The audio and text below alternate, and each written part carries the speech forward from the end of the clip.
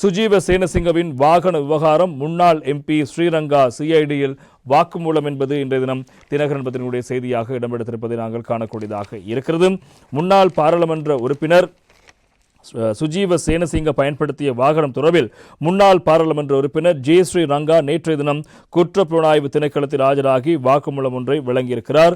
சிஐடியில் வாக்குமூலம் வழங்கிய பின்னர் ஊடகவியலாளர்களுக்கு கருத்து தெரிவித்த அவர் 2014ஆம் ஆண்டு தமது வாகன அனுமதி பத்திரத்தை வர்த்தகர்களுக்கு தாம் வழங்கவில்லை என்றும் விபத்திற்குள்ளான தமது வாகனத்தை முன்னாள் பாராளுமன்ற உறுப்பினர் சுஜீவ சேனசிங்கவுக்கு வழங்கியதாகவும் அவர் குறிப்பிட்டிருக்கின்றார். இவ்வாறு 2014ஆம் ஆண்டு வழங்கிய வாகனம் தொடர்பிலேயே நேற்று தினம் தம்மிடம் வாக்குமூலம் பெறப்பட்டதாகவும் ஸ்ரீரங்கா தெரிவித்த விவகாரங்களும் முக்கியமாக இருப்பதை நாங்கள் காணலாம். இருந்த போதிலும் அவர் இன்னும் சில கருத்துக்களை முன்வைத்திருந்தார். இப்போது ராஜபக்ஷ அரசாங்கமோ ரணில் அரசாங்கமோ இல்லை, எனவே என்னிடம் இந்த விவகாரம் தொடர்பாக நேர்மறையான விடயங்கள் எதிர்மறையான விடயங்கள் இடம்பெறாத நம்புவதாகவும் புதிய அரசாங்கத்தினூடாக தனக்கு நியாயம் கிடைக்கும் என்று நம்புவதாகவும் ஜே ஸ்ரீரங்கா அவர்கள் நேற்று தினம் இந்த விசாரணைக்கு ஆஜராகி பின்னர் வருகின்ற போது ஊடகவியலாளர் கேள்விகளை பதிலளிக்கும் போது தெரிவித்த கருத்தாக இருப்பதை நாங்கள் காணலாம். இவ்வாறு இருக்க மற்றொரு விவகாரம் நேற்றைய தினம் விசாரணைக்குட்பட்ட விவகாரமாக இருந்தது. முன்னாள் பாராளுமன்ற உறுப்பினர் பிள்ளையான் தொடர்பான விவகாரம் இன்றைய தினம் பிரதானமான செய்திகளாக பத்திரிகையில் இடம்பெடுத்திருப்பதை நாங்கள் காணலாம். இன்றைய வீரகேசரி பத்திரிகையில் அது தொடர்பான செய்திக்கு தலைப்பிடப்படுகிறது. அந்த அடிப்படையில் பிள்ளையானிடம் 5 மணி நேரம் விசாரணை, மீண்டும் அழைப்பதாக கூறி விடுவிப்பு என்பதாக இன்றைய வீரகேசரி பத்திரிகை தலைப்பெற்றிருப்பது காணலாம். அதே போல இன்றைய தினம் அத பத்திரிகையிலும் அது தொடர்பான செய்திகள் இடம்பெடுக்கிறது. சேனல் 4 சோதனாகென பிள்ளையான்கேன் சிஐடி பிரஷ்ன பிரகாஷ கணி என்பதாக அந்த செய்திக்கு தலைப்பெற்றிருப்பது நாங்கள் காணக்கூடியதாக இருக்கிறது. அது தொடர்பாக நாங்கள் இப்போது விரிவாக பார்க்கலாம். எனவே கடந்த காலங்களில் மிகப்பெரிய பேசுபொருளாக மாறிய ஈஸ்டர் தாக்குதல் விவகாரம் தொடர்பாக வெளியிடப்பட்ட சேனல் 4 காட்சிகள், சேனல் 4 ஆவணப்படம் தொடர்பான விடயங்களை அடிப்படையாக வைத்து அவரிடம் வாக்குமூலம் பெறப்பட்டிருக்கிறது.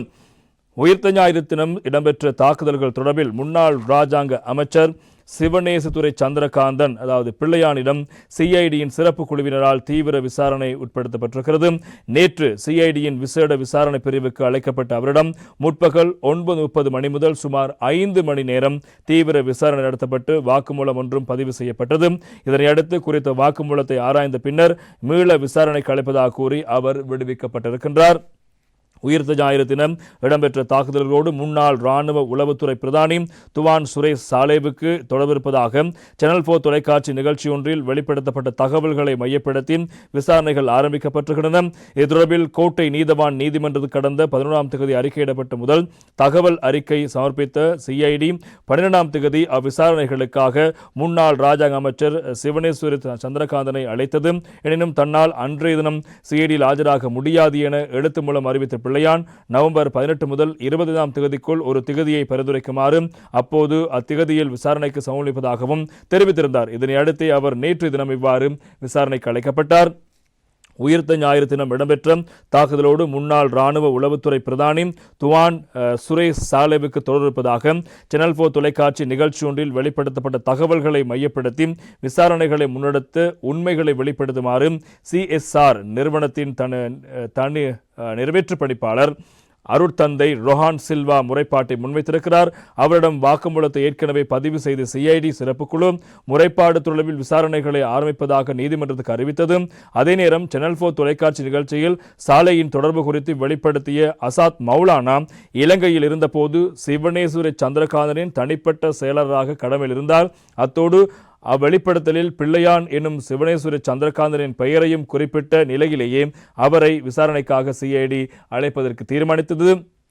பொதுமக்கள் பாதுகாப்பு அமைச்சின் செயலாளர் கிடைக்கப்பெற்ற முறைப்பாடுக்கு பதிலில் போலீஸ் மா அதிபர் பிரியந்த வீரசூரியவுக்கு அனுப்பப்பட்ட நிலையில் அவரின் உத்தரவில் இதுகுறித்த விசாரணைகள் குற்றப்புலனாய்வு திணைக்களத்தின் பிரதி போலீஸ் மா அதிபர் பியசேன அம்பாவிலவின் நேரடி கட்டுப்பாட்டின் கீழ் ஆரம்பிக்கப்பட்டிருக்கிறது என்பது முக்கியமான செய்தி. எனவே இந்த விசாரணை தொடர்பான விடயத்தில் ஆஜராகி வெளியில் வந்த முன்னாள் எம்பி முன்னாள் ராஜாங்க அமைச்சர் சிவனேஸ்வரி சந்திரகாந்த் தெரிவித்த கருத்து உண்மையில் இந்த குற்றச்சாட்டுடன் தொடர்புடைய சூத்திரதாரி கண்டுபிடிக்கப்பட வேண்டும் என்று கூறி சென்ற விவகாரங்களும் முக்கியமான செய்திகளாக இந்த தினம் பத்திரிகை இடம்பெடுத்திருப்பதை காணலாம்.